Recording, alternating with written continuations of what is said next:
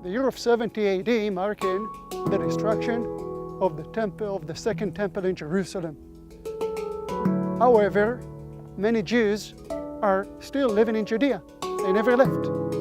But 72 years after the destruction of the second temple, another revolt is erupting in the land of Judea.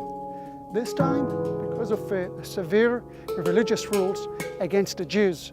However, this time the result of this revolt will end very bad for the Jews, the full destruction of Judea.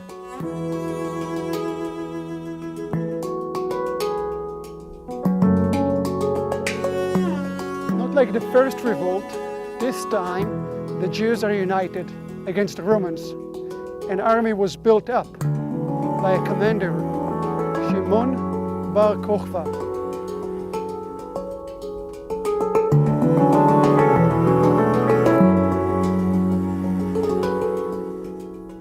We're standing in the small city of Itri, one typical Judean town among 1,000 cities destroyed during the Bar Kokhba revolt.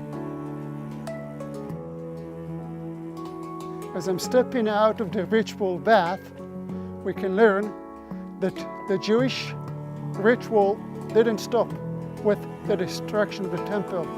Only the sacrificial stopped, but not the rituals.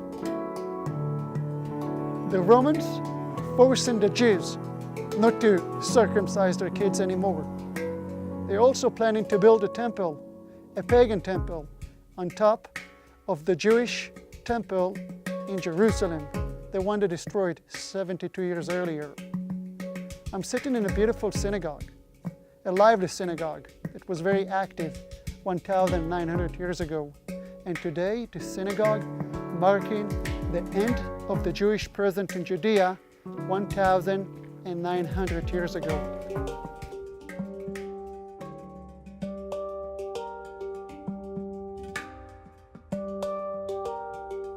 The JDF, the Jewish Defense Force, led by Bar Kokhba, had no advantage above the surface over the Roman army.